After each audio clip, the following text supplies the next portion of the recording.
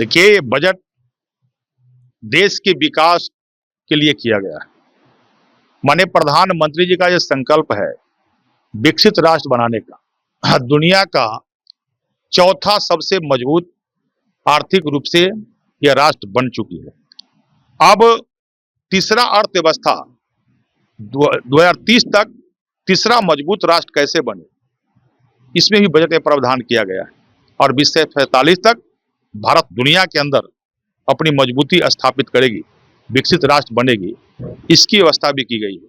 इस सब कुछ के लिए मैं देश के माननीय प्रधानमंत्री नरेंद्र मोदी जी को और माननीय वित्त मंत्री निर्मला सीतारमण जी को मैं धन्यवाद देता हूं।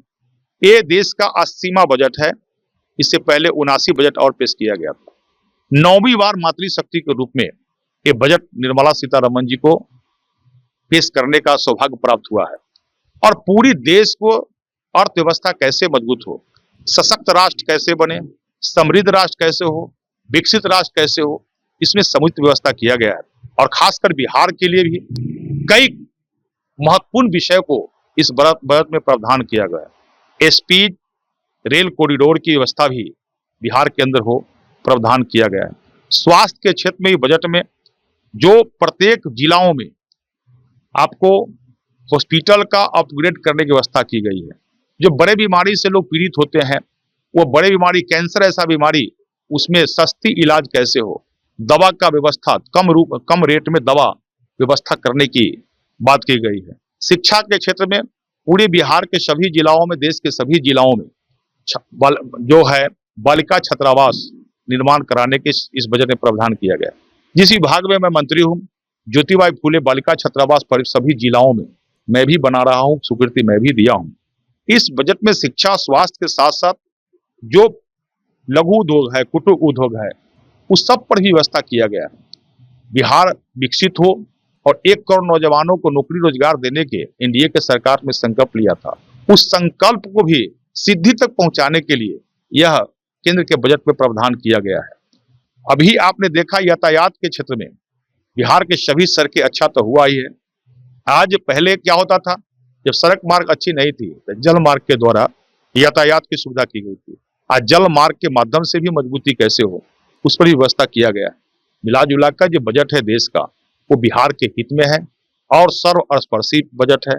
सबका विकास कैसे हो और समाज के मुख्य धारा से विकसित विकास के मुख्य धारा से लोग कैसे जुड़े, उसका व्यवस्था बजट में किया गया। सर, अगर बात की जाए तो इस बजट में रक्षा पर ध्यान दिया, रक्षा पर सबसे ज्यादा बजट निश्चित रूप से देश के लिए रक्षा से बड़ा कुछ नहीं, और रक्षा पर व्यवस्था बजट में पेश किया गया है। ये बड़ी चीज है। देश का सीमा सुरक्षित रहेगा तो हम सब लोग सुरक्षित रहेंगे, और रक्षा के लिए समुचित व्यवस्था करना इस सरकार का दायित्व होता है। इसलिए बजट में जो व्यवस्था किया गया है वो रक्षा के क्षेत्र में ज्यादा किया गया है।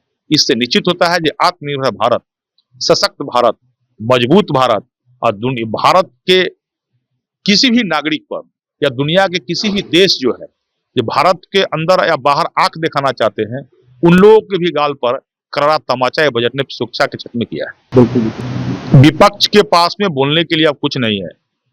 विपक्ष या तो अंधे हो गए हैं या उनको आंख के कोई अच्छे डॉक्टर से इलाज कराने की आवश्यकता है। जब बिहार और देश में जब हॉस्पिटल का व्यवस्था अच्छी हो रही है, हर जिला में हॉस्पिटल अपग्रेड हो रहे हैं, कैंसर ऐसा बीमारी को इलाज की सुविधा में दवा सस्ती कर दी गई है, शिक्षा के क्षेत्र में सभी जिलाओं में बालिका छात्रावास की स्वीकृति दे दी गई है, सड़क निर्माण के लिए स्पीड रेल कॉरिडोर की व्यवस्था की गई है। बिहार के अंदर जितनी भी आवश्यकताएं हैं, लघु उद्योग, कुटीर उद्योग, उसके लिए अलग से प्रावधान इस बजट में किया गया है। तो क्या ये बिहार का जो विकास होगा तो इसके विपक्ष के लोगों को इसका चिंता नहीं। इसलिए केवल विपक्ष का काम है बजट का और सरकार का आलोचना करना, वो अपना काम करे, लेकिन बिहार के जनता ने विपक्ष को विपक्ष रहने लायक नहीं छोड़ा है। पर एनडीए के पक्ष में प्रचंड जनाधार देकर विपक्ष के लोगों को पगला दिया है। मैं तो विपक्ष के लोगों को कहूंगा, जो बिहार में ही बजट पेश होने वाली है, 2 तारीख से बजट सत्र है, सदन में रहिएगा, सदन से मत भागिएगा, रणछोड़ मत बनिएगा।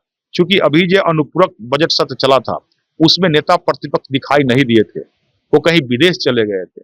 इसलिए मैं तो कहूंगा थोड़ा सा भी बिहार और बिहारियों के प्रति हमदर्दी है, आइए सदन में जरूर आप दिखाई दीजिएगा, सदन से भागिएगा मत। आपके राज्य की खबरें, आपके शहर की खबरें सबसे पहले जानने के लिए देखते रहें अमर उजाला। चैनल को सब्सक्राइब जरूर कर लें और पाएं हर अपडेट।